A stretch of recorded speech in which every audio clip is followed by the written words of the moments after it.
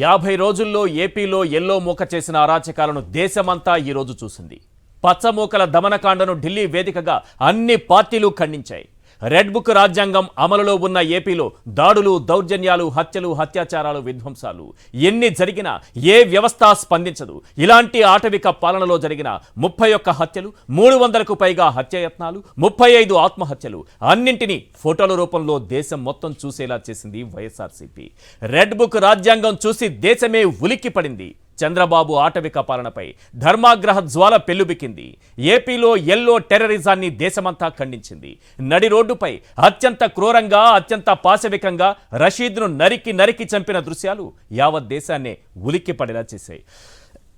ఇన్ని హత్యలు జరుగుతున్నా కనీస స్పందన లేని చంద్రబాబు ప్రభుత్వ తీరును జాతీయ స్థాయిలో అన్ని పార్టీలు ఖండించాయి. కానీ ఇక్కడ హోంమంత్రి గారు ఏమంటున్నారో తెలుసా?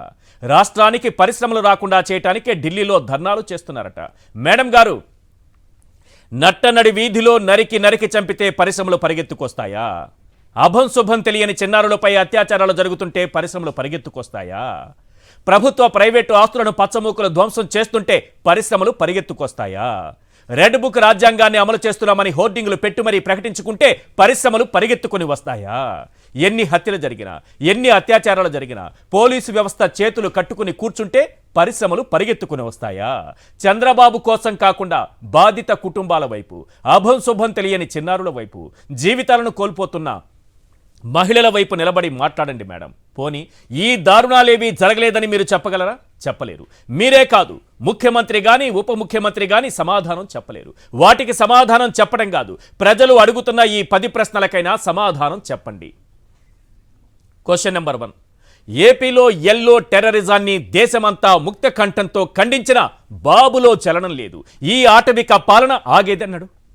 క్వశ్చన్ నెంబర్ 2, 51 రోజుల్లో చేసిన 31 హత్యలపై దేశమంతా దిగ్భ్రాంతి వ్యక్తం చేసిన బాబులో చలనం లేదు. ఈ ఆటవిక పాలన ఆగేదన్నాడు. క్వశ్చన్ నెంబర్ 3, నట్టనడి వీధిలో రషీద్ను నరికి చంపిన దృశ్యాలు చూసి దేశమే ఉలిక్కిపడిన బాబులో చలనం లేదు. ఈ ఆటవిక పాలన ఆగేదన్నాడు. క్వశ్చన్ నెంబర్ 4, రెడ్ బుక్ రాజ్యాంగం పేరుతో రక్తం పారిస్తున్న తీరు చూసి దేశం నివ్వెరపోయిన బాబులో చలనం లేదు. ఈ ఆటవిక పాలన ఆగేదన్నాడు. క్వశ్చన్ నెంబర్ 5, రాజకీయ కక్షలతో జరుగుతున్న దాడులు, దౌర్జన్యాలను జాతీయ పార్టీలు ఎండగట్టినా బాబులో చలనం లేదు. ఈ ఆటవిక పాలన ఆగేదన్నాడు. క్వశ్చన్ నెంబర్ 6, పచ్చమూక వేధింపులు తాళలేక 2750 కుటుంబాలు రాష్ట్రాన్ని వదిలి వెళ్లిపోయినా బాబులో చలనం లేదు.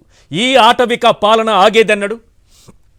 క్వశ్చన్ నెంబర్ 7, ఎల్లో గూండాల వేధింపులు తాళలేక 35 మంది ఆత్మహత్యలు చేసుకున్న బాబులో చలనం లేదు. ఈ ఆటవిక పాలన ఆగేదన్నాడు. క్వశ్చన్ నెంబర్ 8, రాష్ట్ర వ్యాప్తంగా 20 మందికి పైగా చిన్నారులు, మహిళలపై అత్యాచారాలు జరిగిన బాబులో చలనం లేదు. ఈ ఆటవిక పాలన ఆగేదన్నాడు. క్వశ్చన్ నెంబర్ 9, 9 ఏళ్ల బాలికను అత్యాచారం చేసి కాలువలో పడేసి 19 రోజులైనా ఆ మృతదేహం దొరక్కపోయినా బాబులో చలనం లేదు. ఈ ఆటవిక పాలన ఆగేదన్నాడు. క్వశ్చన్ నెంబర్ 10, 1000కి పైగా ప్రభుత్వ ప్రైవేటు ఆస్తులను పచ్చమూకలు ధ్వంసం చేసిన బాబులో చలనం లేదు.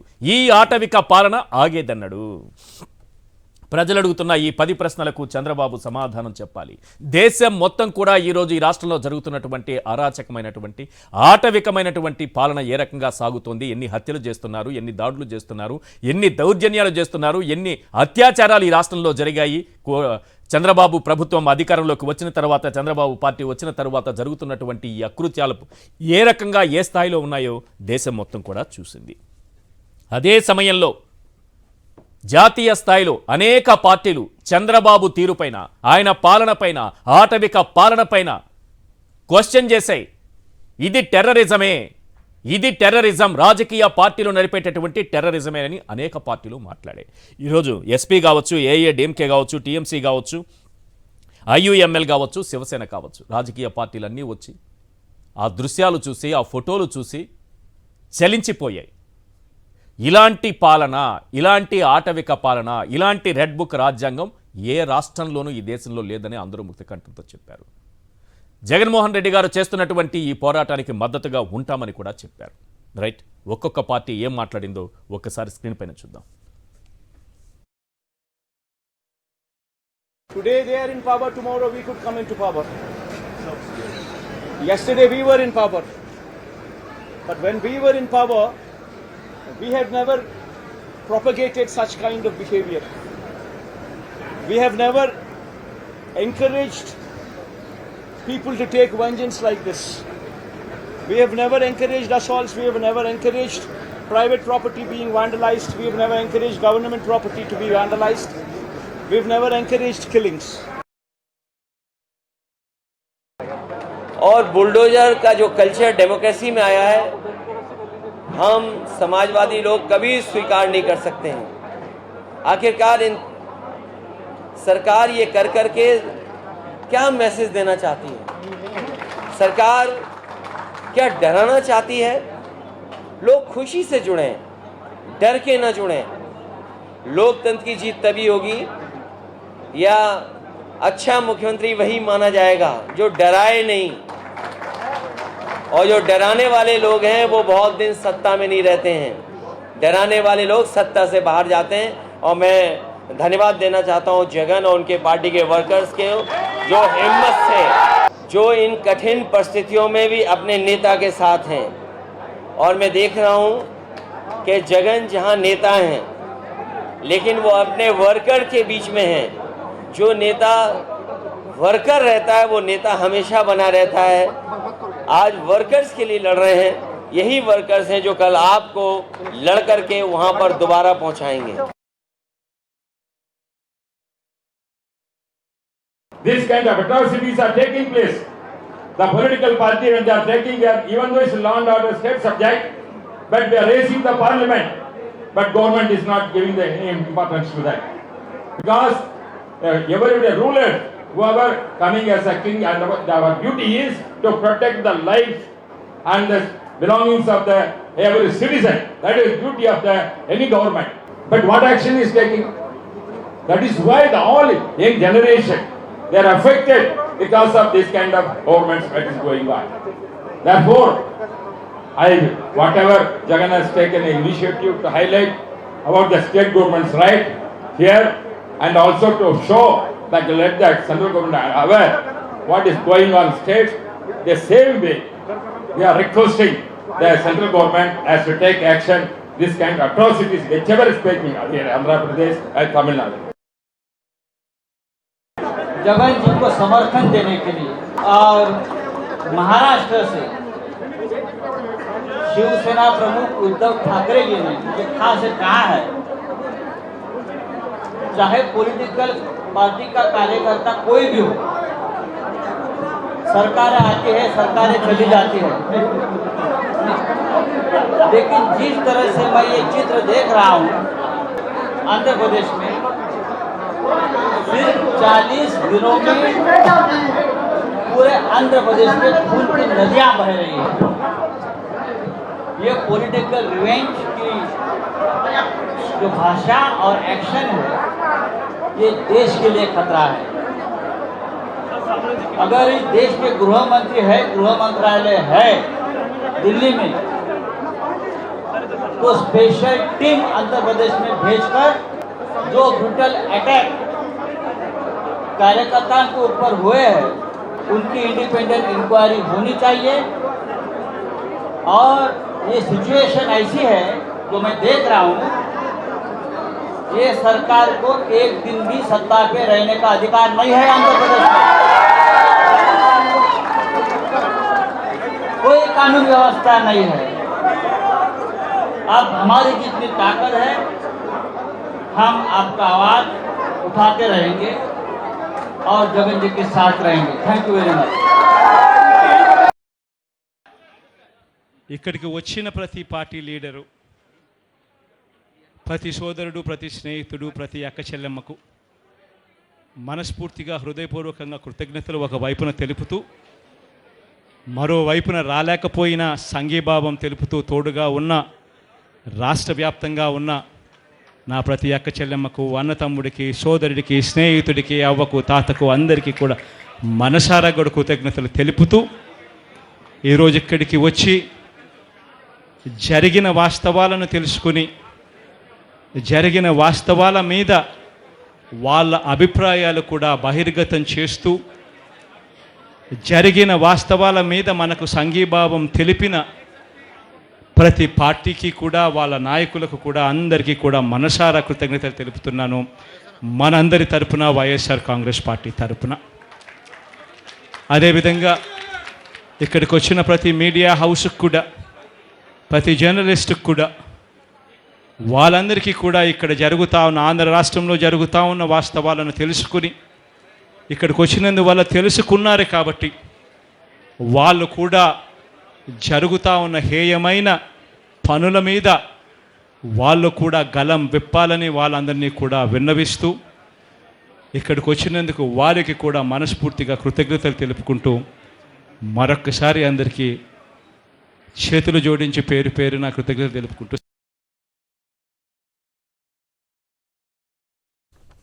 రైట్. జాతీయ పార్టీలు ఈరోజు చంద్రబాబు దురాఘాతాలను ఎండగట్టాయి.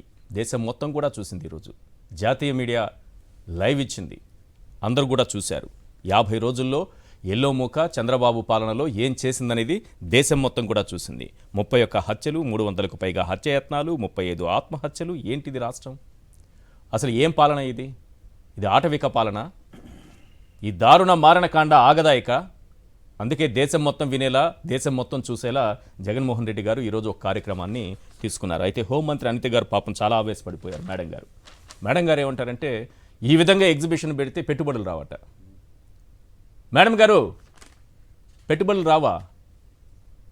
కాదు మేడం, 31 హత్యలు జరిగితే, రోజుకొక హత్య జరుగుతుంటే, నడి వీధిలో పట్టపగలు పొడుస్తుంటే, అందరూ తిరుగుతున్నప్పుడు, వందలాది మంది తిరుగుతున్నప్పుడు కాళ్ళు చేతులు నరికి తల నరికేస్తే పెట్టుబడులు వచ్చేస్తాయా?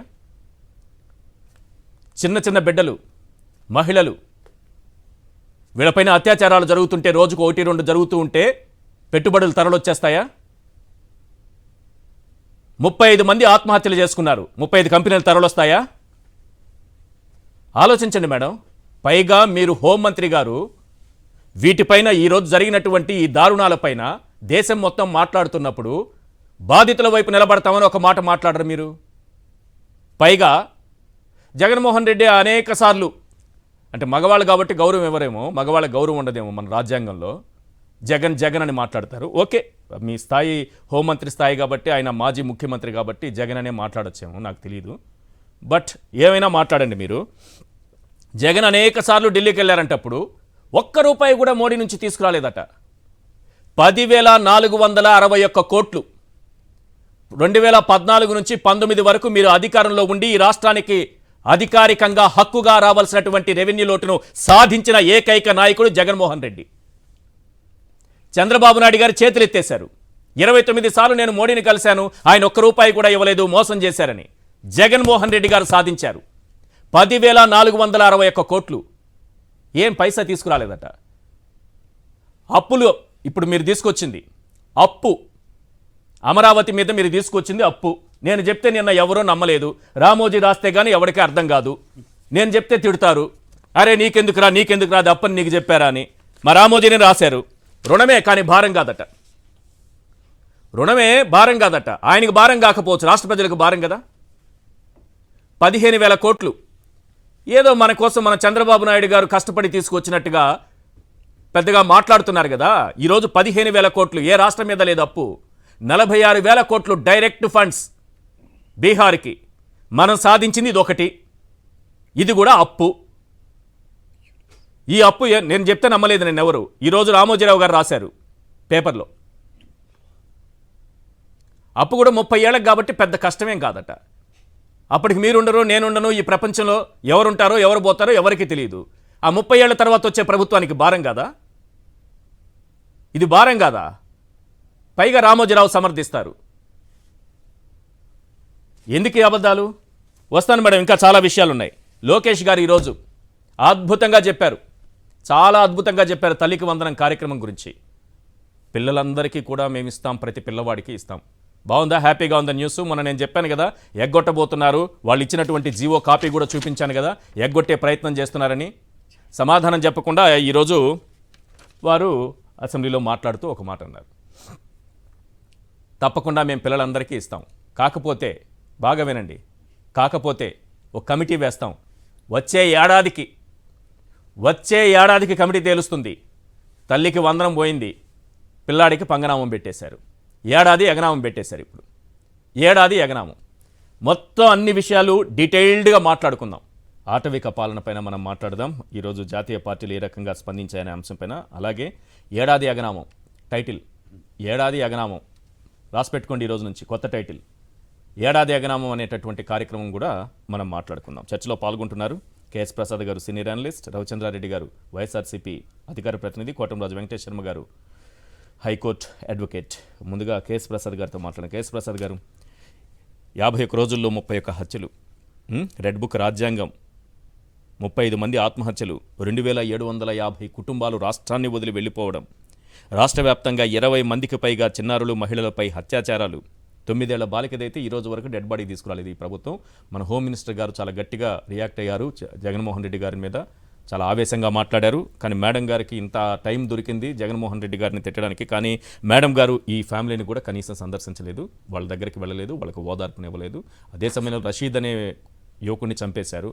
కుటుంబానికి ఓదార్పు ఏ రాజకీయ పార్టీ తర్వాత చూసుకున్నా కుటుంబానికి ఒక ఓదార్పు ఇవ్వాలి కదా. ఒక హోంమంత్రిగా మేడం గారు టైం లేక ఇవ్వలేదో మరి ఏంటో, అతను వైఎస్ఆర్ కాంగ్రెస్ పార్టీ అని ఇవ్వలేదో తెలియదు. కానీ ఇది రాష్ట్రంలో జరుగుతోంది. ఈరోజు జాతీయ స్థాయిలో ఈ కార్యక్రమాన్ని వైఎస్ఆర్సీపీ తీసుకెళ్లడం, అక్కడ వచ్చినటువంటి రియాక్షన్ పైన ఏం చెప్తారు?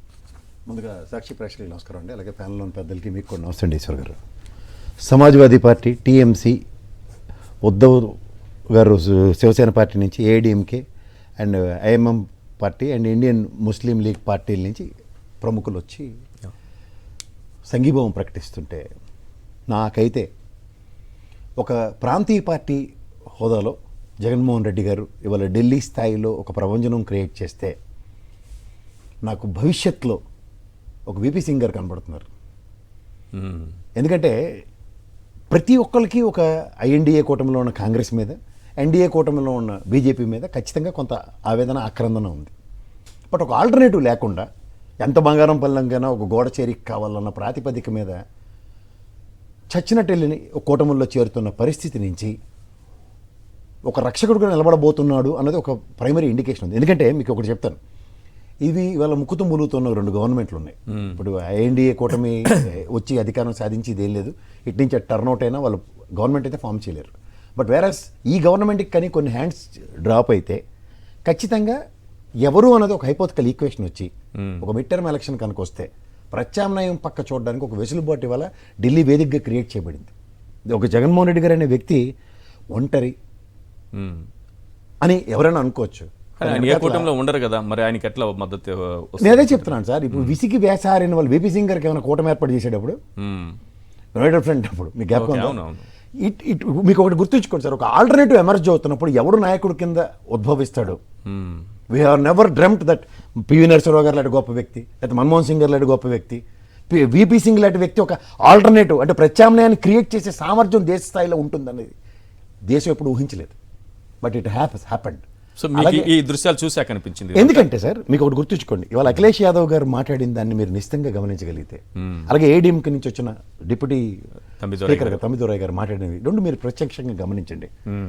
Wear there is no BJP government, poclainer is playing vital role. Okay, నీవు నేర్పిన విద్య నీరజాక్ష అన్నది ఒక పార్టీ అయితే, నీ సంఖ్యలో దూరినందుకు నేను అదే విద్య నేర్చుకుంటాను దానికి ఎన్డీఏ కూటమి ఆంధ్రప్రదేశ్లో ఫామ్ అయిన తర్వాత అదే పొక్లైనర్ స్టార్ట్ చేసింది. ఓకే, కొత్తగా ఎన్నికైన ఎమ్మెల్యే కూడా బుల్డోజర్లు పొక్లైనరేషన్ నిలిపే అంత సామర్థ్యం తెచ్చుకోగలిగారు. అడాప్టబిలిటీ మీకు అర్థమవుతుందా? అవును. సో ఇక్కడ మీకు మేము ఒక వేదిక మీద క్రియేట్ చేస్తున్నాం, ఈ బుల్డోజర్ల ప్రభుత్వాలకి చరమాంకం పాడబోతున్నాం.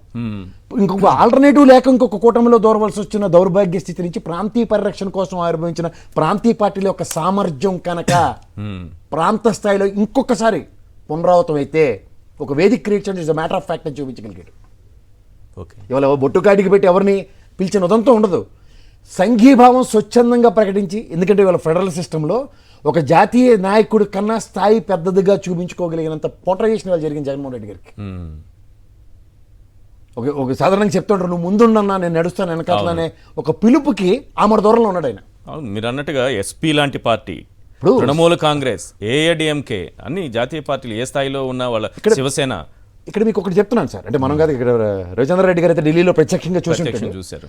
ఈ రోజు ఒక పునాది పడి ఉంటుంది ఇప్పుడు ఉదాహరణకి గతంలో కేసీఆర్ గారు 4th ఫ్రంట్ వాళ్ళతో ఇంకొక ఫ్రంట్ ఏర్పాటు చేస్తాం, ఇవన్నీ కాకుండా తనంతట తాను స్వచ్ఛందంగా వచ్చి సంఘీభావం ప్రకటించేంత, ఎందుకంటే ప్రజా సమస్యల మీద ఎప్పుడైతే ఒక నాయకుడు నిట్ట నిలువుగా నిలబడి పోరాడుతూ ఉంటాడు, ఓకే, ప్రజా సమస్యనే ఎజెండాగా ఎత్తుకున్నాడు. ఇవాళ నా పార్టీకి అన్యాయం జరిగింది, నేను ఓడిపోయాను, ఈ విధంగా అది కాదు. నా ప్రాంతంలో నన్ను నమ్మిన ప్రజలకు ఈ విధమైన దాష్టికం జరుగుతున్నప్పుడు ఒక నాయకుడిగా దేశంలో ఉన్న ప్రతి ఒక్కడికి ఒక చేతని ఇవ్వడానికి వచ్చి నిలబడ్డాడు. ఎస్, మా ప్రాంతంలో మా వాళ్ళకి ఈ విధమైన అన్యాయం జరిగితే దేశంలో ఉన్న వాళ్ళందరూ సంఘీభావం ప్రకటిస్తున్నప్పుడు ఇక్కడ ప్రశ్న ఉత్పన్నం అవుతుంది, ఏం చేస్తున్నారు అన్నది. ఇంకా మీరు గమనించట్లేదు, ఇంత క్రానికల్ ఆర్డర్లో కనుక వాళ్ళు ఒక్కొక్కరు నాయకులు మాట్లాడిన దాంట్లో చూస్తుంటే గవర్నర్ వ్యవస్థని ఇండైరెక్ట్గా ప్రశ్నించారు. ఓకే, ఎక్కడ నీ దగ్గరికి వచ్చిన తర్వాత కూడా ఏం జరిగింది అన్న దానికి సమాధానం లేదు. ఇప్పుడు ఫ్లోర్ ఆఫ్ ద హౌస్లో అసెంబ్లీ స్టార్ట్ అవుతుంది సార్, ఆ కాగితాలు ఇచ్చిన చిన్నపిల్లలు 2 ఎక్కం అప్పచెప్పడమే కదా గవర్నర్లది. దానికన్నా నిలబడి నిన్న నాకు అపోజిషన్ లీడర్ 36 ఇవి జరిగాయి, మర్డర్లు జరిగాయి అని వచ్చారు. మీరు ఫ్లోర్ ఆఫ్ ద హౌస్లో హోమ్ మినిస్టర్గా 4 అని చెప్తున్నారు. బికాస్ క్రెడిబిలిటీ, క్రెడెన్షియల్స్ చాలా ఇంపార్టెంట్. నిన్నదాకా ఆయన ఎంత కాదన్నా ముఖ్యమంత్రి. 36 versus 4 కాంట్రడిక్షన్. నాకు డీటెయిల్డ్ రిపోర్ట్ నాకు టేబుల్ మీదకి కావాలి. రేపు నేను సాయంత్రం ప్రశ్న అడ్రస్ ఇస్తాను అని గవర్నర్ గారు జగన్మోహన్ రెడ్డి గారు పక్కన తిరిగి, sir I will get the detail information, please wait, let the session go on అని మాట్లాడుంటే గౌరవంగా ఉండేది.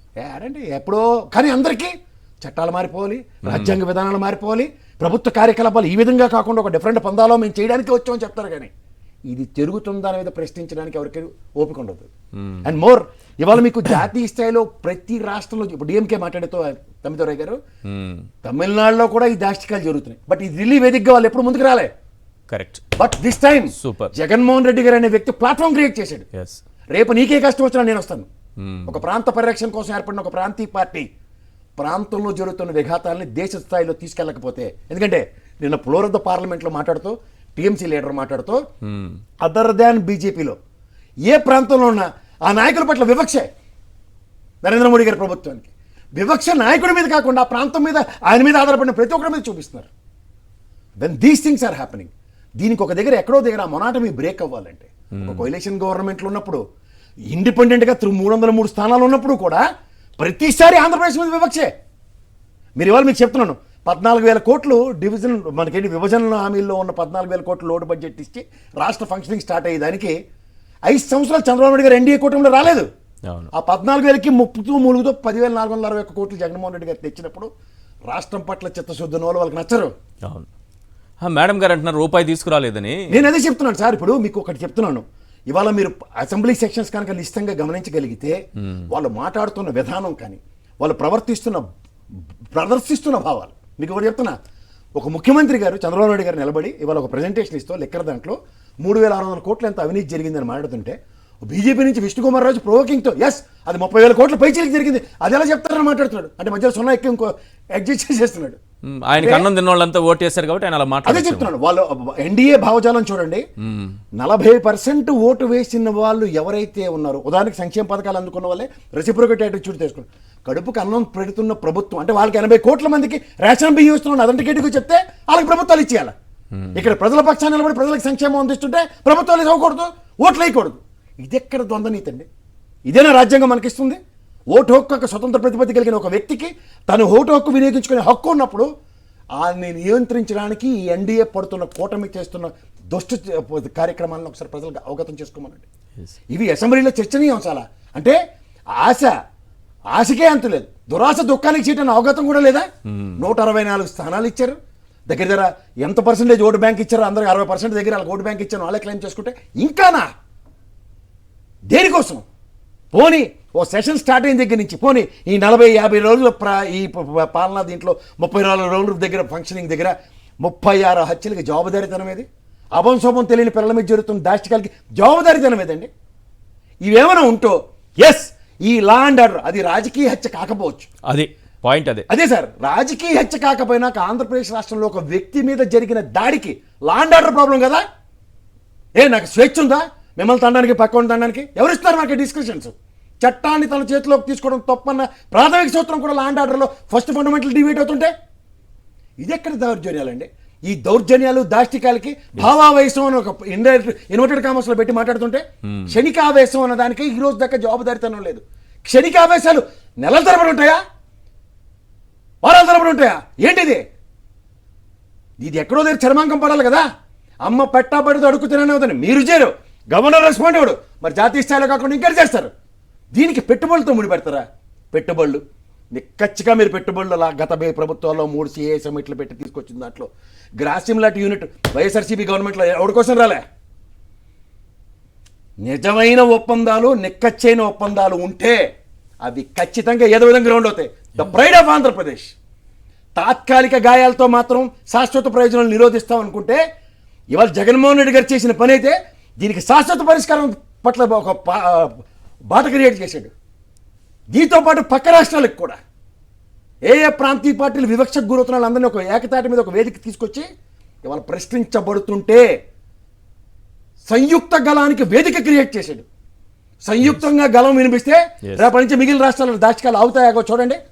ఎవరి కోసం ప్రతిస్పందించారు? అవును, రైట్. దీనికి ఉదాహరణ తమ్మిదొరై గారు మాట్లాడిందే సోదాహరణంగా చెప్పొచ్చు. తన రాష్ట్రంలో జరుగుతున్న వివక్షకి ఢిల్లీ వేదికగా ముందుకు రావడానికి ఓ నిస్సహాయ స్థితిలో ఉన్నప్పుడు వేదిక క్రియేట్ కాబడింది. కరెక్ట్. దీన్నే నాంది పలకడం అంటారు. ఒక నాయకుడి యొక్క లక్షణం ఎంతై అని ఎదిగేదానికి బాట క్రియేట్ చేసుకోవడం కాదు, మీకోసం నేను భరోసా ఇవ్వడం.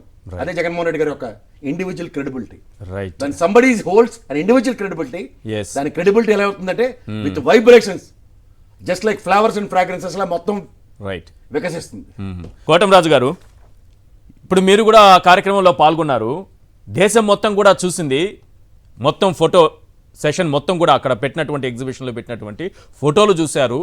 ఏవి ప్రజెంటేషన్ లాంటిది ఒకటి ఇచ్చి ఏ రకంగా జరిగింది ఈ రాష్ట్రంలో 51 రోజుల్లో ఈ దురాఘాతాలు, ఈ హత్యలు, అత్యాచారాలు, ఈ విధ్వంసాలు 6.5 నిమిషంలో చూపించేశారు. మొత్తం ఒక క్లియర్గా పిక్చర్గా మనకు చూపించారు. సార్, నేను అంటున్నాను, జాతీయ పార్టీలు రియాక్ట్ అయిన విధానం మనం చూసాము. హ్యాట్స్ ఆఫ్ అన్ని పార్టీలకి. కానీ ఇన్ని అరాచకాలు జరుగుతుంటే కోర్టులు ఏమన్నా సుమోటోగా దీన్ని స్వీకరించే అవకాశం ఉంటుందా? న్యాయపరంగా ఏ రకంగా ముందుకెళ్ళచ్చు? వీటినైతే కోర్టులు ఎట్టి పరిస్థితుల్లో సుమోటోగా తీసుకోవండి. కాకపోతే తీసుకోవాల్సిన బాధ్యత అయితే ఉంటే బాగుండేదండి. చేతుల్లో అడ్డంగా నరికేస్తే కూడా ఆ ఊళ్ళో ఇప్పటిదాకా ఎటువంటి స్టేట్మెంట్ గవర్నమెంట్ తరపు నుంచి కానీ హోమ్ మినిస్టర్ కానీ చేయకపోవటం, ఈ రోజు జగన్ గారు ఇక్కడ ప్రోగ్రామ్ స్టార్ట్ అయిన తర్వాత దాని గురించి మాట్లాడటం చేయటం చేస్తుంటే ఎందుకు ఇట్లాంటివి జరుగుతున్నాయి, 51 రోజుల్లో రోజు రోడ్ల మీద ఎందుకు జరుగుతున్నాయని చెప్పేసి ఒకసారి కమిటీ వేయటమో లేకపోతే హైకోర్టు వారు సుమోటోగా తీసుకున్న, కనీసం హ్యూమన్ రైట్స్ కమిషన్ వాళ్ళు కూడా సుమోటోగా ఎవరు తీసుకోవట్లేదండి. ఇంత దారుణం జరుగుతున్నా తీసుకుంటే కానీ తీసుకొని ఒక కమిషన్ ఏదైనా వేస్తే కానీ దాగవు. ఈ రోజు జగన్ గారు కేంద్రం కూడా స్పందించి ఒక టీంని రాష్ట్రానికి పంపించి శాంతి భద్రతల విషయంలో పరిశీలన జరపాలి, అధ్యయనం చేయాలి, ఇక్కడ ఏం జరుగుతుందో తెలుసుకొని ఒక రిపోర్ట్ తెప్పించుకోవాల్సినటువంటి అవసరం ఉందని భావిస్తున్నారా? నేను భావించడం కాదు సార్. ఈ రోజు ఎవరైతే వచ్చారో నేషనల్ లీడర్స్, ఆ నేషనల్ లీడర్స్ అది భావించారు. హోమ్ మినిస్టర్ గారు ఆ గవర్నర్ గారి నుంచి రిపోర్ట్ తెప్పించుకోవాలి, చేయాలి. హ్యూమన్ రైట్స్ కమిషన్స్ ఇవన్నీ ఏం చేస్తున్నాయి, ఎస్సీ ఎస్టీల మీద అక్కడ దారుణాలు జరుగుతుంటే ఎస్సీ ఎస్టీ కమిషన్ వాళ్ళు కానీ ఎవరు ఎందుకు పట్టించుకోవట్లేదు, చెయ్యట్లేదు అన్నారు. ముఖ్యమైన లీడర్స్ ఇంపార్టెంట్ గా చెప్పింది నేను మీతో చెప్తాను చూడండి. ఇండియన్ ముస్లిం లీగ్ వారైతే ఒక్క నిమిషం కూడా ఈ సర్కారు అధికారంలో ఉండటానికి వీల్లేదు అని చెప్పి పేర్కొనడం జరిగిందండి. బీసీకే పార్టీ ప్రెసిడెంట్ తిరుమల వలగం శివసేన ఎంపీ అరవింద్ గారు అయితే ముఖ్యమంత్రి కొడుకు నారా లోకేష్ రెడ్ బుక్ పెట్టుకొని ఈ విధంగా చేయటము చాలా దురదృష్టం. ఆయన అట్లాంటి కార్యక్రమాలు చేపట్టడం వల్ల ఇవన్నీ జరిగినాయని చెప్పేసి ఆ రెడ్ బుక్ గురించి వాళ్ళకు కూడా తెలిసింది. మనం రెడ్ బుక్ గురించి ఇక్కడ ప్రస్తావించలేదు మనం పెట్టిన ఫోటోల్లో ఎక్కడా కూడా, కానీ వాళ్ళకి తెలిసింది వాళ్ళు ఈ రెడ్ బుక్ ద్వారా చేయటం వల్ల ఇవన్నీ జరిగినాయని చెప్పి. ఆమ్ ఆద్మీ పార్టీకి సంబంధించిన రవీంద్ర పాల్ గారు అయితే ఎవరు గెలిస్తే వాళ్ళు ఓడిపోయిన వాళ్ళని ఈ విధంగా చేస్తారని చెప్పేసి శాసనకర్తలకి రాజ్యాంగం రాసిన వాళ్ళు ఆ రోజుల్లో అనుకొని ఉండరు.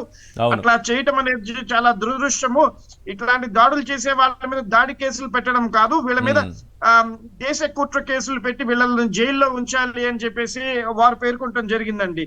తృణమూల్ కాంగ్రెస్ కు సంబంధించిన నదిముల్ హక్కు గారు అయితే ఇంకొక మణిపూర్ లాగా చంద్రబాబు నాయుడు గారు ఆంధ్రప్రదేశ్ ని మార్చారు, ఇంకొక మణిపూర్ ని చేస్తున్నారు, వీళ్ళు మణిపూర్ మేఘాలయాల్లో జరిగినట్టుగా గొడవలు సృష్టిస్తున్నారు, చెందుతున్నారు అని చెప్పేసి చాలా బాధపడ్డారండి.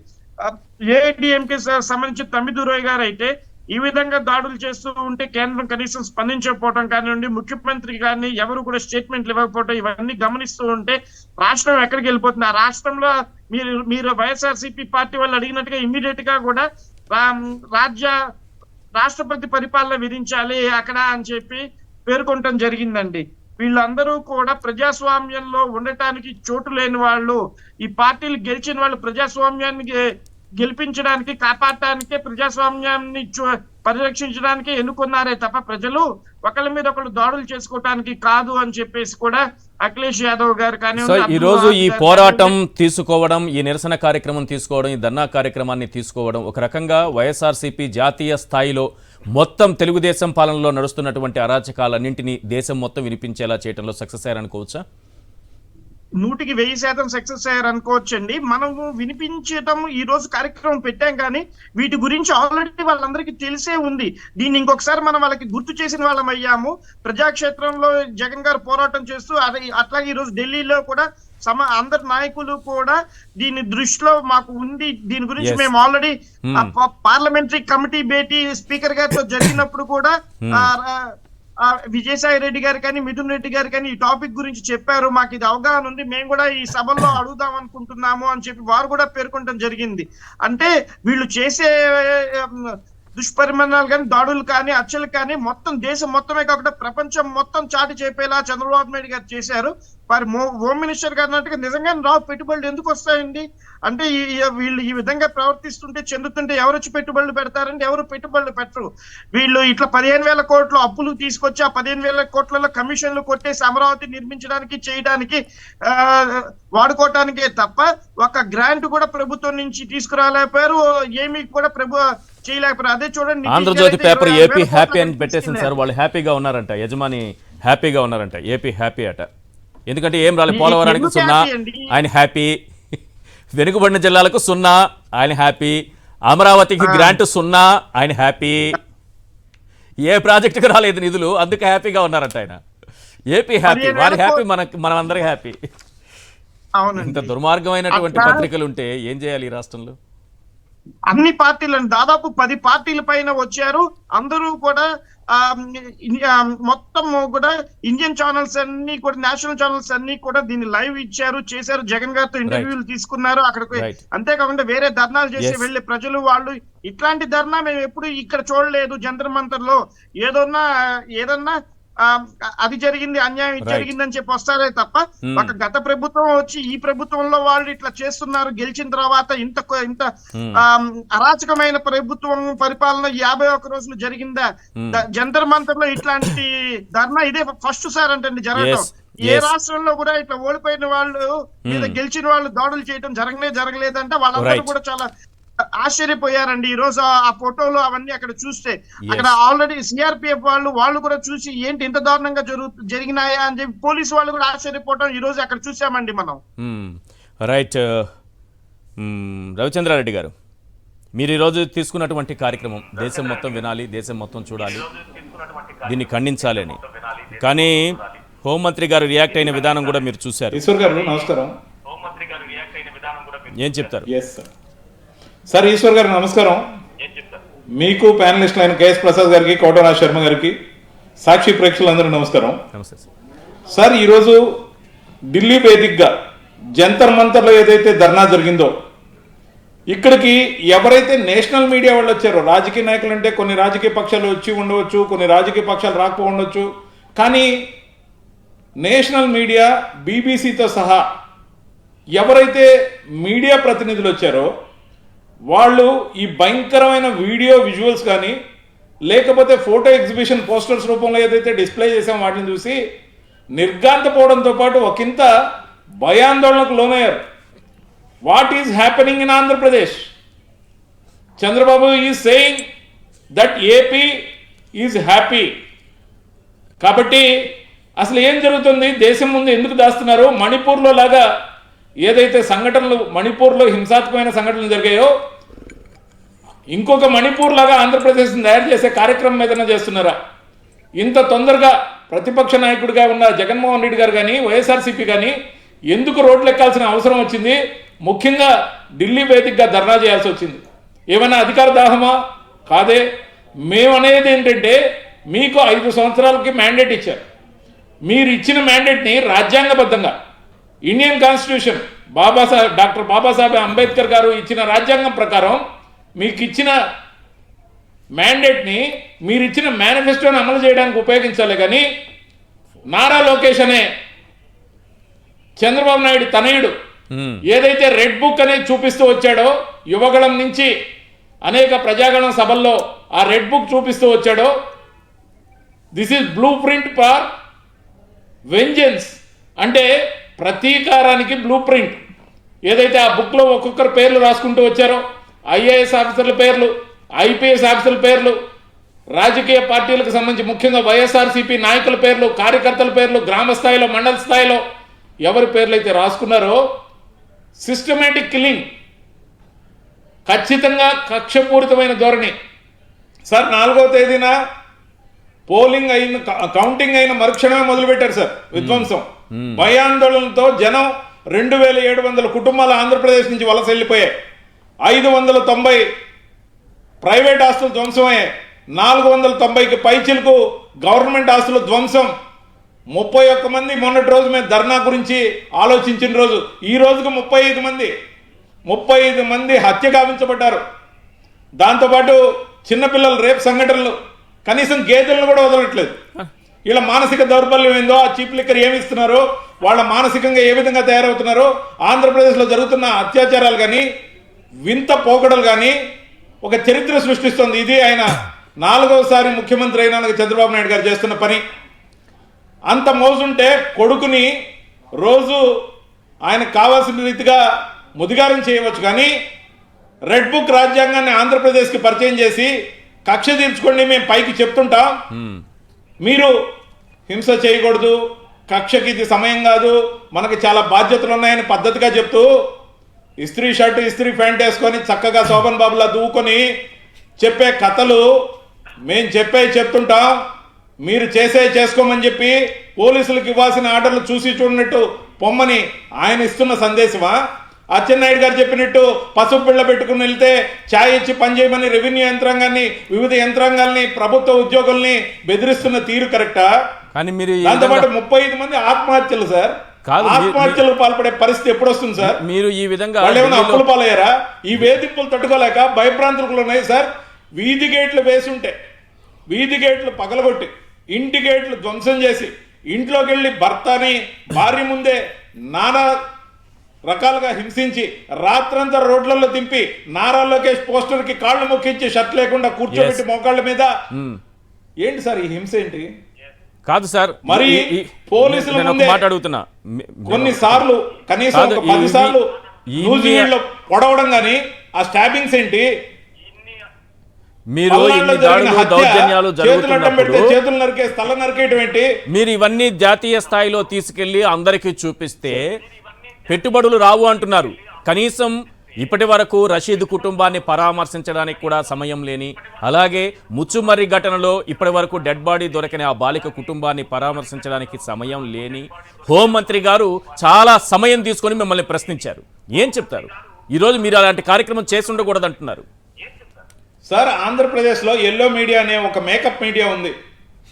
వాళ్ళు ఒక సిస్టమేటిక్, వాళ్ళు ఏదనుకుంటే అదే వార్త, వాళ్ళు ఎవరిని మలయం చేయాలనుకుంటే అదే వార్త. ఒక్కొక్క రోజు ఒక్కొక్క నాయకుడిని మలయం చేయడం కోసం వాళ్ళు రాసే స్క్రిప్ట్, ఒకరోజు విజయసాయి రెడ్డి గారిని, ఒకరోజు సజ్జల గారిని, ఒకరోజు పెద్దిరెడ్డి గారిని, లేకపోతే ఒక్కొక్క రోజు జగన్మోహన్ రెడ్డి గారిని, ఒక్కొక్కరిని సిస్టమేటిక్గా క్యారెక్టర్ అసాసినేషన్ చేసి ఖచ్చితంగా కూడా నాయకుల్లో ఆత్మస్థైర్యం పెద్ద నాయకుల్లో దెబ్బతీయాలి. చిన్న కేడర్లో ఉన్న వాళ్ళని కత్తిపోట్లకి, తలలు నరకడం, చేతులు నరకడానికి గురి చేయాలి. ముఖ్యంగా రెడ్ బుక్ రాజ్యాంగాన్ని యుద్ధ ప్రాతిపదికన అమలు చేయాలని తెలుగుదేశం పార్టీ యొక్క సంకల్పం. కానీ దీనికి మౌనంగా వత్తాసు పలుకుతున్న so called NDA government in Andhra Pradesh, Pawan Kalyan is equally responsible. ఆయన ఎందుకు మౌనంగా ఉన్నాడని మేము అడగదలుచుకున్నాం. అంతేకాదు, బీజేపీ నుంచి రిప్రజెంట్ చేస్తున్న ఎంపీ గారైన, పార్టీ అధ్యక్షురాలైన ఆమెని పురంధేశ్వరి గారిని కానీ, లేకపోతే సీఎం రమేష్ గారు కానీ, సత్యకుమార్ మినిస్టర్ గా ఉన్నారు బీజేపీ కోటలో, తనని కానీ మీకు బాధ్యత లేదని అడుగుతున్నాం. Is it not a mistake are the harassment people ఈ సఫరింగ్ త్రూ ఎన్డీఏ అనేది మీరు మర్చిపోతున్నారా? అంటే తెలుగుదేశం ఒక్కటే పరిపాలిస్తుందా? మీరు మంత్రివర్గంలో భాగం ఉన్నారు, మీరు ఈ పాపంలో భాగం తీసుకోరా? దీన్ని కరెక్ట్ చేయడానికి మీకు బాధ్యత లేదా? ఎందుకు ఇంత నాటకాలు ఆడుతున్నారని అడగదలుచుకున్నాం. ఎందుకు ప్రజలంటే ఇంత కక్ష ఎందుకు? మీరు డాక్టర్ బాబాసాహెబ్ అంబేద్కర్ గారి రాజ్యాంగాన్ని అమలు చేయరు, నారా లోకేష్ యొక్క రెడ్ బుక్ రాజ్యాంగాన్ని అమలు చేస్తామని రేపు ఒక ప్రెస్ స్టేట్మెంట్ ఇవ్వండి. నాకు అనిత గారు, హోమ్ మినిస్టర్ గారు గురించి జాలిగా ఉంది. ఆమె అన్నదేంటంటే, నేనేమో లాఠీ పట్టుకోనో తుపాకీ పట్టుకోనో పహరాగాయాలనా, నేనేం చేయగలను అన్నది. Exactly right. I support her sir Eshwar గారు. అంతేనా? ఎందుకంటే ఆమెకున్నది హోమ్ అఫైర్స్, డిజాస్టర్ మేనేజ్మెంట్ అనే శాఖలు మాత్రమే.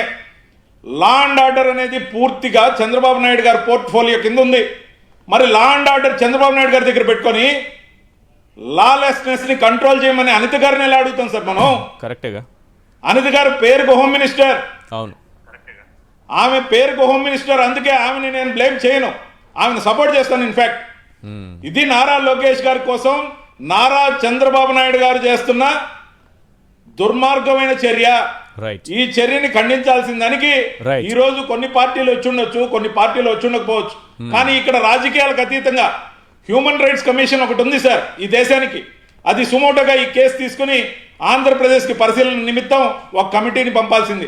అలాగే supreme court the vengeance after post poll అని చెప్పి ఆంధ్రప్రదేశ్లో జరుగుతున్న దానికి సంబంధించి సుమోటోగా ఈ కేసు తీసుకోవాల్సింది. గవర్నర్ గారు అబ్దుల్ నజీర్ గారు ఇంకా ఎందుకు మిన్నగా ఉన్నారో తెలియదు, కానీ మేము ఇప్పటికి 3 సార్లు కలవడం జరిగింది. పార్టీ తరఫున వైఎస్ జగన్మోహన్ రెడ్డి గారు కూడా మొన్న కలవడం జరిగింది. అయినప్పటికీ మీనమేషాలు లెక్క పెడుతూ అబ్దుల్ నజీర్ గారు ఇంకా కేంద్ర హోంశాఖకి నివేదిక ఎందుకు పంపించడం లేదో అర్థం కావడంలా. జంతర్ మంతర్ లో జరిగిన ఈ ధర్నా దేశం అంతా, ప్రపంచం అంతా వినిపించింది, కానీ పక్కనే ఉన్న పార్లమెంట్ లో ఉన్న బీజేపీకి కానీ కాంగ్రెస్ కానీ వివిధ రాజకీయ పక్షాలు రాజకీయాలకు అతీతంగా ఏదైతే ధర్నా జరుగుతుందో దాని దగ్గరకు వచ్చి అసలు ఏం జరుగుతుంది ఆంధ్రప్రదేశ్ లో తెలుసుకోవాల్సిన బాధ్యత వాళ్ళకు ఉందా లేదా అని అడుగుతున్నాను. Irrespective of politics. ఒక ధర్నా జరుగుతుంది, ఒక రాష్ట్రం తగలబడుతుంది, ఒక రాష్ట్రంలో మర్డర్స్ జరుగుతున్నాయి, ఒక రాష్ట్రంలో అరాచకం జరుగుతుందంటే రాజకీయాల కోసం కొన్ని రాజకీయ పక్షాలు రాకపోవడం కూడా రాక్షసానందం మాత్రమే. రాజకీయం అంటే ఓట్ల కోసం చేసేది కాదు, సీట్ల కోసం వెంబడించేది కాదు సార్ రాజకీయం. రాజకీయ నాయకుడు ప్రజల సేవ కోసం వస్తాడు, రాజకీయంగా ఎన్నుకోబడితే ఎమ్మెల్యే అవుతాడు, ఎమ్మెల్సీ అవుతాడు, లేకపోతే పార్లమెంటుకు వస్తాడు. కానీ ఆ పార్లమెంటు కూతవేటి దూరంలో ఉన్న జంతర్ మంతర్లో వివిధ దేశాల మీడియా ప్రతినిధులు సైతం హాజరైన దాంట్లో కనీసం ఒక రాజకీయ పార్టీకి ఉండాల్సిన ఇంగితం రాజకీయాల కోసం పడంగా పెట్టి ఎవరు రాలేదంటే ఏమనుకోవాలి? అంటే కొన్ని పెద్ద పార్టీలు, so called national parties, they are not ashamed. Right sir. ఒక్కసారి మనం ఆటవిక పాలన గురించి మాట్లాడుకున్నాం కదా, ఇప్పుడు ఏడాది యగనామం అనేటటువంటి కార్యక్రమంలోకి మనం ఎంటర్ కాబోతున్నాం. ఏడాది యగనామం అనే కార్యక్రమం ఎవరు పెట్టారంటే చంద్రబాబు నాయుడు గారు, లోకేష్ బాబు గారు, వారిద్దరు పెట్టినటువంటి కార్యక్రమం ఏడాది యగనామం. ఏంటి ఏడాది యగనామం అంటే, తల్లికి వందనం కింద పిల్లలందరికీ ఒక్కొక్క పిల్లవాడికి ఎంతమంది ఉంటే అంతమందికి 15,000 ఇస్తానన్నారు కదా. తర్వాత ఒక జీవో వచ్చింది, దీనికి సంబంధించినటువంటి గైడ్లైన్స్కి సంబంధించిన జీవో, అందులో తల్లులకు మాత్రమే అన్నారు. దాన్ని ఇలా చూపెట్టి ప్రజలందరికీ వివరించేటప్పటికీ లేదు మేము పిల్లలందరికీ ఇస్తామని ఈరోజు చెప్పారు. చెప్పి ఏం చెప్పారనేది నా నోటితో చెప్పడం కంటే లోకేష్ గారు ఏం మాట్లాడారో ఒకసారి ఆ బయట ప్లే చేయండి. రాష్ట్ర ప్రజలందరూ వినాలి, తల్లులంతా వినాలి. ఇప్పటికే పిల్లలందరినీ గుంపుగా చేర్చుకొని చంద్రబాబు నాయుడు గారు ఇచ్చినటువంటి హామీని ఎప్పుడు నెరవేరుస్తారని ఎదురు చూస్తున్నారు కదా, ఆయనకు ఓట్లేసి ఆ తల్లులందరూ ఒక్కసారి వినాలి. దయచేసి అందరూ వినాలి, జాగ్రత్తగా వినాలి ప్లీజ్. ఎన్డీఏ ప్రభుత్వం అధికారంలోకి వచ్చే ముందల చాలా స్పష్టంగా ఎంతమంది బిడ్డలు ఉంటే అంతమంది బిడ్డలకి ఇస్తామని హామీ ఇస్తాం జరిగింది. ఆ హామీకి మేము కట్టుబడి ఉన్నాం. అందుకే మీరు చూస్తే నేను మంత్రి కరెక్ట్గా ఈ రోజుతో నెల అయింది నేను ఛార్జ్ తీసుకుని. నేను కూడా అధికారులు చెప్పేది ఒకటి, రాబోయే సంవత్సరం ఏం చేయబోతున్నాం రోడ్ మ్యాప్ వేద్దాం. రోడ్ మ్యాప్ వేద్దాం, అందరితో చర్చిద్దాం, సంఘాలు అందరినీ కూర్చోబెడదాం, మాట్లాడదాం. వచ్చే సంవత్సరం నుంచి అమలు చేద్దాం. ఎన్డీఏ ప్రభుత్వం అధికారంలోకి వచ్చే ముందల చాలా స్పష్టంగా ఎంతమంది బిడ్డలు ఉంటే అంతమంది బిడ్డలకి ఇస్తామని హామీ ఇస్తాం జరిగింది. ఆ హామీకి మేము కట్టుబడి ఉన్నాం. అందుకే మీరు చూస్తే నేను మంత్రి కరెక్ట్ ఈ రోజుతో నెల అయింది నేను ఛార్జ్ తీసుకుని. నేను కూడా అధికారులు చెప్పేది ఒకటే, రాబోయే సంవత్సరం ఏం చేయబోతున్నాం రోడ్ మ్యాప్ వేద్దాం. రాబోయే సంవత్సరం ఏం చేయబోతున్నాం రోడ్ మ్యాప్ వేద్దాం. అందరితో చర్చిద్దాం, సంఘాలు అందరినీ కూర్చోబెడదాం, మాట్లాడదాం. వచ్చే సంవత్సరం నుంచి అమలు చేద్దాం. వచ్చే సంవత్సరం నుంచి అమలు చేద్దాం. వచ్చే సంవత్సరం నుంచి అమలు చేద్దాం. మా పీసీఆర్ పీపుల్ పూర్తిగా సీరియల్కి బాగా ఇంపాక్ట్ అయినట్టున్నారు. ఒక్కొక్కటి 3 సార్లు వేసి చాలా అద్భుతంగా చూపించారు. రాబోయే సంవత్సరం రోడ్డు మ్యాప్ వేద్దాం, రాబోయే సంవత్సరం రోడ్డు మ్యాప్ వేద్దాం, రాబోయే సంవత్సరం రోడ్డు మ్యాప్ వేద్దాం 3 సార్లు వేశారు. తర్వాత వచ్చే సంవత్సరం నుంచి అమలు చేస్తాం 3 సార్లు వేసి చూపించారు. ఇది సార్ పరిస్థితి. ఈరోజు ఓట్లు వేసిన తల్లులకి ఇప్పటికే వైఎస్ జగన్మోహన్ రెడ్డి గారి ప్రభుత్వం ఉంటే ప్రతి తల్లి ఖాతాలో 15,000 పడేది. అందుకే సార్ ఒక మాట చెప్తా, 6,000 కోట్లు ఒక మనకి ఎలక్షన్స్ అయిపోయిన తర్వాత వచ్చిన తర్వాత కూడా అబద్ధం ప్రభుత్వంలో ముందు ఏ పథకాలు ఉంటే వాటికి ఇవ్వండి అని చెప్పిన జగన్మోహన్ రెడ్డి గారు వర్సెస్ అవహేళన చేస్తూ అధికారం సాధించుకున్న దానికి ఏంటంటే అమ్మఒడి నాన్నబుడ్డి అని అవహేళన చేస్తూ ఇవాళ రోడ్డు మ్యాప్ కావాలట సంఘాలతో. తర్వాత చెప్పే ఎక్స్క్యూజ్ ఏముంటుందంటే నెక్స్ట్ ఇయర్ రోడ్డు మ్యాప్కి రోడ్డు సరిగ్గా లేని కారణంగా అని ఇంకొక ఎక్స్క్యూజ్ తీసుకుంటూ మనకి అశ్వత్థామ అతక్కుంజర అని ఒక సామెత ఉంటుంది. ఏదైనా సరే ఓటర్లు ఇక మీద వింటున్నప్పుడు చెవులు లెక్కబెట్టి వినండి. ఒకడేమో అన్నం తింటున్నారా మీరు అంటే వాళ్ళకి ఓటైన వాళ్ళందరినీ అన్నం తింటున్నారా అని తిడుతున్నాడు ఒకడు. మీరు ఓట్లు వేసిన వాళ్ళు జాగ్రత్త వినండి. ఉండేవాడు ఇవాళ ఏంటంటే రోడ్డు మ్యాప్ వేస్తాడట. నెక్స్ట్ ఇయర్ వీళ్ళకి 15,000 వీళ్ళకి 15,000 వీళ్ళకి 15,000 ఇంట్లో ఉన్న వాళ్ళందరికీ పాపం మా రామానాయుడు గారు చాలా బాగా చెప్పారు. అలా చెప్పిన దానికి రోడ్డు మ్యాప్ వేయాలంటే ముందు రోడ్డు మీదకి జనాలు వెళ్ళి అరే బాబు ఇంట్లో ఎంతమంది ఉన్నారు ఆ ఇంట్లో ఎంతమంది ఉన్నారు సర్వే చేసుకొచ్చి, ఇప్పటికే కొంతమంది 10వ క్లాస్ దాటిపోయి 12వ క్లాస్ దాటిపోయి ఉంటారు ఇంటర్ అయిపోయి, ఈ దానికి ఇంకా దాటిపోయి ఉంటారు. కొత్త స్కూల్ ఎలాగో వీళ్ళు నాడు నేడు స్కూల్ కాదు కదా. అంచేది ఏంటంటే అశ్వత్థామ అతక్కుంజరాలో సారాంశం ఏంటంటే ఈ ఏడాది సభకు నమస్కారం అయిపోయింది. వచ్చే ఏడాది అంటే ఈ ఏడాది మీకు పంగనామం, సంవత్సరానికి పంగనామం. పిల్లలు చదువుకోండి చదువుకోపండి ఎలిమెంటరీ స్కూల్లో. మేము చేయవలసింది అయితే ఏమీ లేదు. అమ్మకు అని రాసిన దగ్గర తల్లి అనేది ప్లోరల్ ఉండదు, అలాగే పిల్లలు ప్లోరల్ ఉంటారు. అమ్మఒడి అన్న దగ్గర అమ్మకి ఎంతమంది పిల్లలు ఉన్నారా అన్నది children will all will get అన్నది దాంట్లో ఉంటా జీవోలో లేదు. మొదటి రోజే కాంట్రడిక్షన్ అమ్మ అని, తర్వాత చూచి ఇవాళ ఏకంగా దానికి రూట్ మ్యాప్ అని రోడ్డుది వాళ్ళ జల్సా సినిమాలో గొయ్యి చెప్పండి సరే కత్తిని. రైట్, సమయం తక్కువగా ఉంది. రవిచంద్రారెడ్డి గారు మీరు మాట్లాడాలి, తర్వాత వెంకటేశ్వర శర్మ గారు మాట్లాడాలి. ఇప్పుడు ఈ తల్లికి వందనం అనేది వచ్చే సంవత్సరానికి ఒక రోడ్ మ్యాప్ వేస్తారంట, ఒక టీంని వేసి ఎలా అమలు చేయాలని. అప్పుడు వేశారు కదా కోటాయి కమిటీ ఒకటేసి రైతులకి రుణమాఫీ ఎట్లా ఎగ్గొట్టారో, ఇప్పుడు కూడా ఏదో కమిటీ వేసి దీనిపైన ఒక రోడ్ మ్యాప్ తయారు చేస్తారట. సరే తయారు చేసుకొని వచ్చే సంవత్సరమే ఇవ్వని పోనీ ఒక వెసులుబాటు ఇద్దాం. కాకపోతే ఆ ఇచ్చేది ప్రతి పిల్లవాడికి 15,000 అన్నారు కదా, ఈ సంవత్సరం కూడా కలుపుకొని ప్రతి పిల్లవాడికి 30,000 ఇస్తారా ఇవ్వరా? 30,000 ఇవ్వాలి. అప్పుడు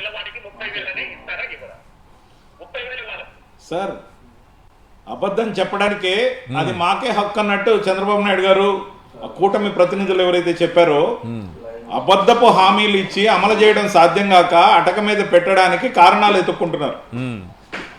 ఖచ్చితంగా కారణాలు ఎత్తుకున్నారు. ఏం చెప్పాలో తెలియదు సార్. పిఎం కిసాన్ దగ్గర నుంచి రైతుకు సంబంధించిన వాళ్ళ విడత వాళ్ళు వేశారు, కానీ ఇప్పటి వరకు రైతు భరోసాకు సంబంధించి క్లారిటీ లేదు. తల్లికి వందనం అని తల్లులందరినీ ఏమార్చారు.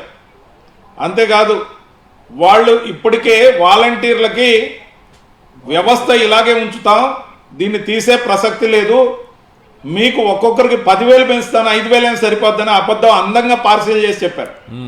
వాళ్ళని పార్సిల్ చేసి పక్కన పెట్టారు.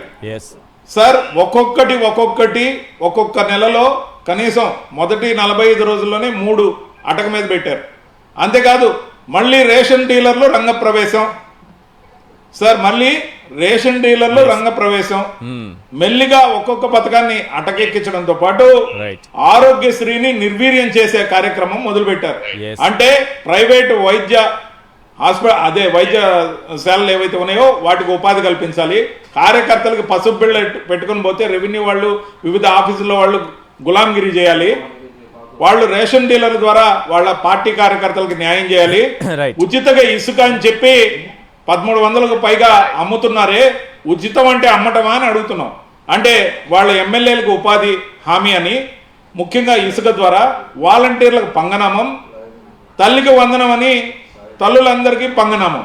ఖచ్చితంగా కూడా Right. హామీలు అమలు చేసే కార్యక్రమాన్ని గురించి ఎవరూ ప్రశ్నించకూడదని, Right. వాళ్ళని భయభ్రాంతులు చేసి వాళ్ళ మీద ఈ దమనకాండ కొనసాగిస్తుంటే వాటి వార్తల్ని కూడా ఎల్లో మీడియా టెలికాస్ట్ చేయకుండా character assassination of some leaders, ఎవరైతే రేపు టాప్ కనపడదు లీడర్స్ చూడండి. ఉంటారో వాళ్ళందరినీ లోకేష్ వార్తలు ఒక్కొక్కరిని పేపర్లోనే ఏరి ఒక్కొక్కరిని చేసి ఐసోలేట్ Yes. చేసి Right. వాళ్ళని మలైన్ చేసే కార్యక్రమం ఏదైతే ఉందో Yes. ఈ ఎల్లో మీడియా కార్యక్రమం. రైట్ శర్మ గారు కన్క్లూడ్ చేయండి సార్. అని మీరు 30,000 అడుగుతున్నారు, వాళ్ళు తల్లికి 50,000 కూడా ఇస్తారు. ఒక్కో తల్లికి 50, అంటే ప్రతి కొడుకు 50,000 కూడా ఇవ్వగలరు. ఎందుకంటే వాళ్ళు పెట్టే రూల్స్ కి అర్హులైన వాళ్ళు అసలు ఎవరు ఉండరండి. మొత్తం జగన్ గారు Road map లో అదే ఉంటుందా? అర్హులు అవుతారు. కాబట్టి మీరు అన్నట్టు 30,000 కాదు 50,000 కూడా ఇస్తామని చెప్తారు. వాళ్ళు కండిషన్లు పెంచుతారు. కాకపోతే ఎవరికి అందరికీ అర్హత లేదు మీరు అన్నట్టుగా తీసుకోవడానికి. 1,00,000 మంది ఉంటే కనుక 1,00,000 మందికి రావండి. అది 10 లక్షలకో 5 లక్షలకో తగ్గించి 50,000 కూడా ఇస్తారు. అది నేను Yes. ఇప్పుడు చెప్తున్నాను. మళ్ళీ ఆ తర్వాత వాళ్ళు ఇంప్లిమెంట్ చేసే రోజున మళ్ళీ మాట్లాడుకుంటాం మనం. Right. గుర్తు పెట్టుకోండి మీరు. రైట్ థ్యాంక్ యూ శర్మ గారు, అలాగే రవిచంద్రారెడ్డి గారు, కేఎస్ ప్రసాద్ గారు, thank you so much sir. ఇది వాటి చర్చా కార్యక్రమం చూస్తూనే ఉండండి సాక్షి టీవీ.